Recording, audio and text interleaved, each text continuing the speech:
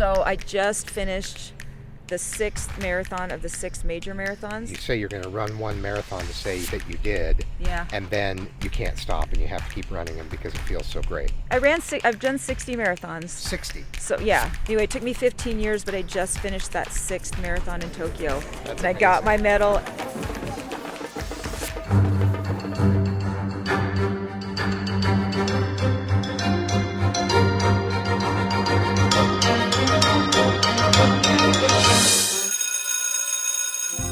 Hello and welcome to the Supercast. I'm your host, Superintendent Anthony Godfrey. When she's not in the classroom teaching English at Copper Hills High School, you will likely find Kim Cowart doing something else she has grown to love.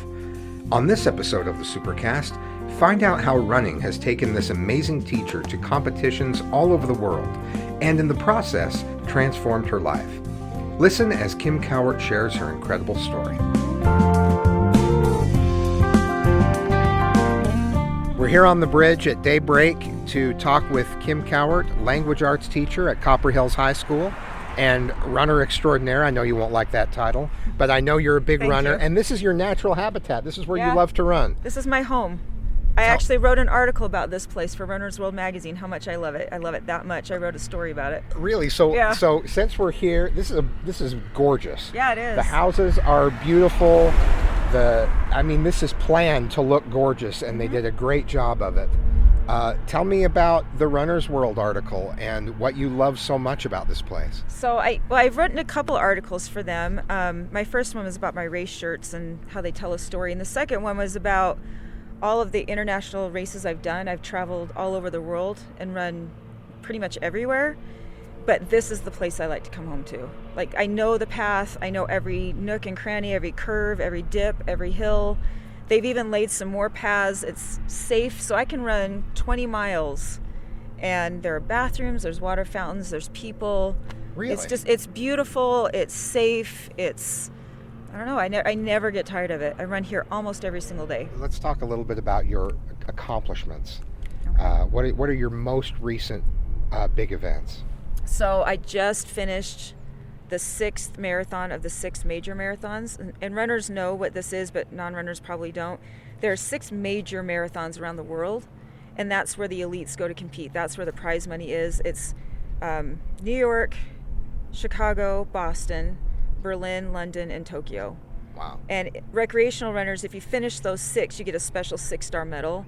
And it's a huge deal because they're really hard to get into. Boston, you have to qualify. Yeah. London, I think only 2% of runners get accepted in. So anyway, it took me 15 years, but I just finished that 6th marathon in Tokyo. That's and amazing. I got my medal, and I'm done. When was that? That was in March. Tell me about those 6 majors. Compare. I mean, London, are you running on the wrong side of the road? Probably, but not on purpose.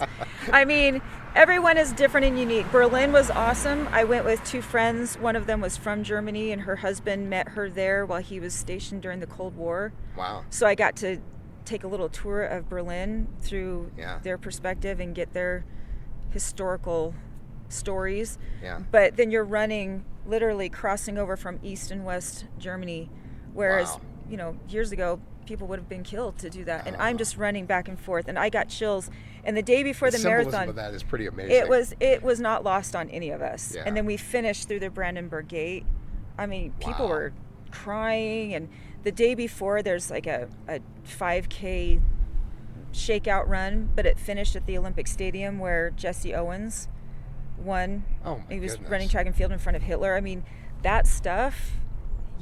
That's unforgettable. It is unforgettable. And then Boston, I was there in 2013 when the bombs went off. Really? Yeah, my hotel was on that street. You think that terrorist attacks happen out there somewhere to other people? It happened right in front of me. So I was in my hotel on Boylston Street. I had finished, but I had friends that didn't, and I had friends that were watching finishers at that time. And the first bomb exploded where my kids had stood just a couple years earlier watching me finish. So it was all too close. Yeah, wow. So that was a horrible, horrible year. It was supposed to be my last. So I went back in 2014 because nobody wants to finish. So you ran Boston again. I ran Boston make again. sure that was not your last experience in And as Boston. awful as 2013 was, 2014 was the best running day of my entire life, hands down.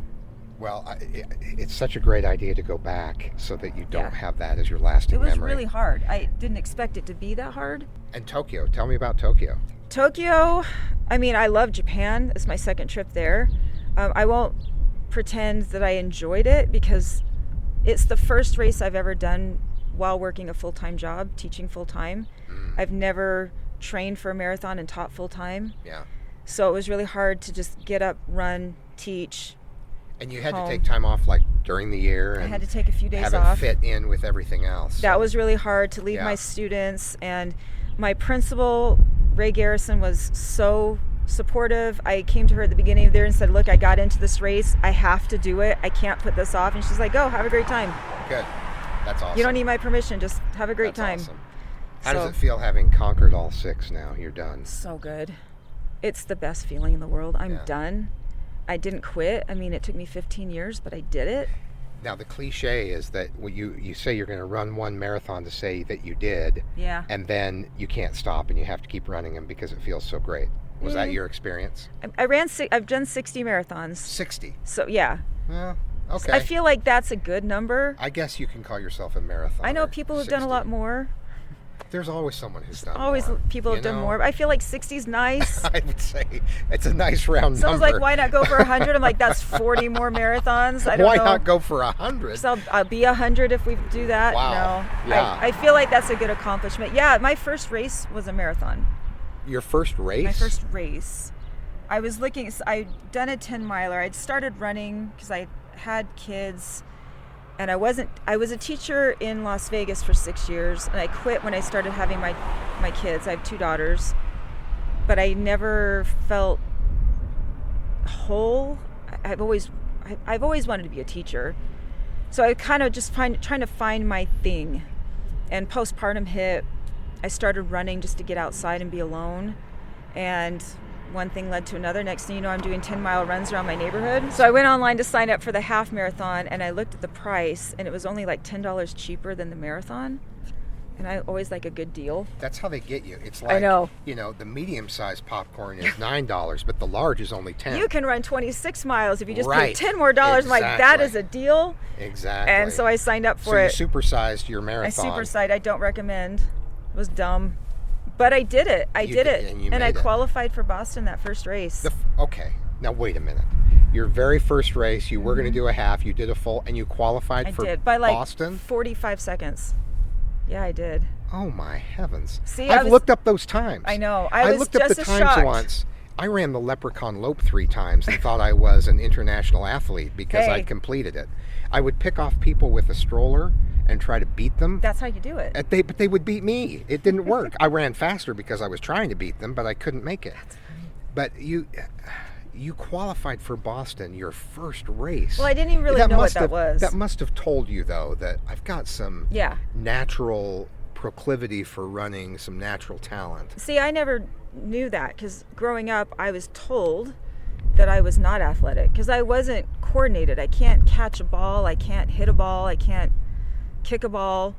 So I always just thought I'm not athletic. So I never tried. 60 marathons later, do you feel athletic? I feel like I want to go back to my high school gym teacher and say, I told you I could. Yeah. You just need to give me my time to do it. So as a on my teacher, terms. then, what does that make you think about when you have this opportunity to teach students about themselves? That you can be what you want to be. You don't have to listen to what other people think you are. You can do what you want to do. And I was in my mid-30s.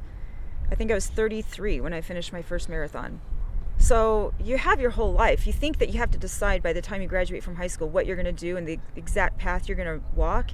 And that's just not true. My life is nothing like I expected it to be. And marathons were the biggest surprise. But you have to try it. You don't know if you're good at it unless you try it. Stay with us when we come back.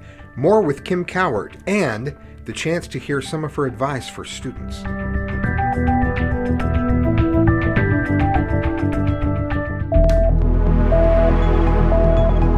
Never miss an episode of the Supercast by liking and subscribing on your favorite podcasting platform. Find transcripts for this episode and others at supercast.jordandistrict.org. Hello, I'm Sandy Riesgraff, Director of Communications for Jordan School District, and we want to invite you to connect with us. So many exciting things are happening in your child's school, your neighbor's school, in every school here every day. Don't miss out on following the fun or simply staying informed when there's important information we need to share. Join us at jordandistrict.org or follow us on Facebook, Twitter, and Instagram at Jordan District. We can't wait to connect. I love how this has shaped the way that you view yourself in every way. Yeah. Well, I will tell you, I took 20 years off of teaching. Last year was my first year back after 20 years. And all of that running that I did before made me believe that I could actually do this. There are different types of challenges, but I'd say coming back to teaching is as challenging, if not more so, than running marathons. And how does it feel now that you're looking at year 2? You've got year 1 behind you. I feel like I'm brand new. I feel like I'm starting all over again this year. I think lots of teachers feel that. I am so lucky to be where I am with the other teachers that I work with and the students that I get to talk to every day. I'm so happy where I am, as hard as it is. And there are days I come home crying. But it's as fulfilling, if not more so, than running those marathons. It's hard when you pour yourself into a job. There are tough days when you pour yourself into a job like you do. Yeah, and there are tough training runs, and there are races that don't work out the way you expect them to, but you just sign up for the next one. How many miles do you run in a morning out here? It depends. I'm most of the time before school, I'm getting a little slower, so between 10 and 12 miles most days. Sometimes it's 7 or 8, but usually about 10-ish. And is there any other place that you train or run, or is it always here? Not anymore. When I was training for more marathons, I used to do like 8 or 9 marathons a year. And I would run with groups, and I would travel, and we go to Immigration Canyon and up Legacy Parkway and Jordan River Parkway. But this is where you come back to? This is where I come back to. I'd rather run here. I know exactly how many miles and how to add miles, how to take shortcuts. So you know how long every segment is. I do. And do you run through the neighborhoods like this? Sometimes. Like this island here, the whole circumference of the inner island is 1.2 miles. So if I need to add a little extra. As I looked at it, it felt like about 1.2. I know it. It's 1.2, and then the big loop around is 3.2. But then you can go up to the other side of Daybreak, on the other side of Mountain View, and they've got new trails up there. So once again, I feel like I've driven from school to school, from event to event, and haven't really paused to take a look. And that's one of the beautiful things about running. That's why I like running. Is that you're right there, you're ground level, and you have a chance to really absorb your surroundings. When I travel, I always try to get outside that first day and run to reset my time clock, but also to get to know the layout. Because you can't do that when you're driving. Right. But when you're running, it's embedded. The route is embedded in your mind. You really get to know your surroundings better. And you see things you can't get to by car, too. So the walking community that they set out to create has become the running community for you. There's tons of running. You can come out here at 4 in the morning, which I do on school days, and I will see at least 4 or 5 people out here running. If I'm up easily. At 4 in the morning, I bust open my email to see if I can get a jump on the day. No. You are out here. You are making it happen. If I want to get my runs in, I have to do it before school. So the bathrooms, drinking fountains, but what else is it about this area that you love so much when you come out to run? I mean, it's peaceful. You can look at the water. Yeah. I mean, you've got geese, and I don't know, just the sound of the water before school starts calms me down. So by the time I get to my classroom, I just feel okay. I feel mentally prepared for the day because I've been out here, I've been out in nature, and it's only a mile away from my house. So do you run here? Mm-hmm.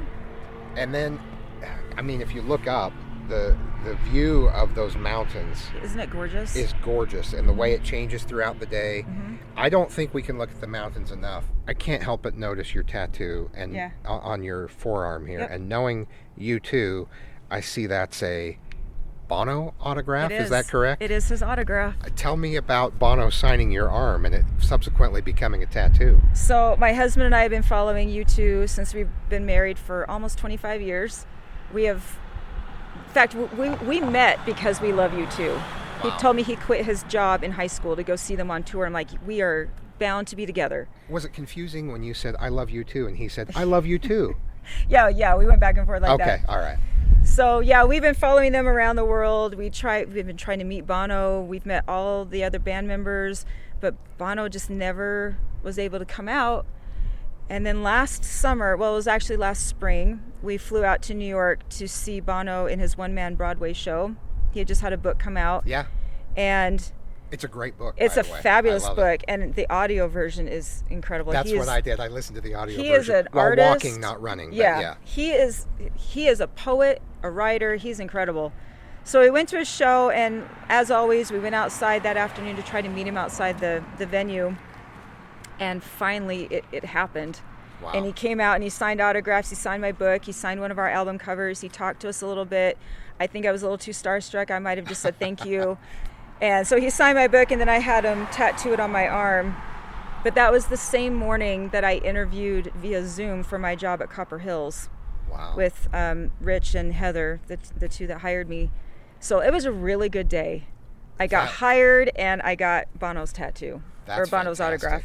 Wow, that's amazing. Yeah, What it was a great wonderful story. day. I understand that later today you're going to be talking with the Copper Hills cross country teams. Yeah. What message do you plan to share today? Trust yourself. Believe the positive things people say about you. Your successes are not always the success you have planned. Like, success comes in different forms, and it rarely comes in the form that you think it's going to come in. So I'm going to tell them a few stories from my own running past. What do you love most about teaching now that you've been away from it and now that you're back? What do you love the most about it? I love being around the students. I love this age group. I teach mostly juniors, but I've taught sophomores too. I like that age. They're the same age as my own daughters right now. My youngest daughter is a senior at Harriman High School. I just like being around them. I like feeling like maybe there are a few students that come out of my classroom better writers. Maybe, I hope. I love interacting with my colleagues. It's nice to be back with my teacher friends again and having that in common. I feel like I'm part of a community again, which running, you're in a community, but you're also doing that solo. And I've missed that piece of my teacher self too. So it's nice to be back. Well, we're really glad to have you back, and Thank I'm you. glad for all these lessons that you're able to share with students to help them believe in themselves. And, you've inspired me to at least get outside in the morning a little bit. Yeah, go for a walk. I can't promise 60 marathons, but I'm going to move a little bit more than I have. And the morning routine is really inspiring. Yeah. And the way that you've come through so many difficulties and just keep moving, it's really thrilling to talk with you about it. So Come walk around daybreak. There's a million people out here in the morning.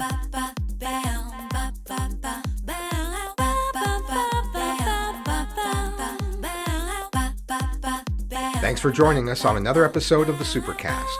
Remember, education is the most important thing you'll do today. We'll see you out there.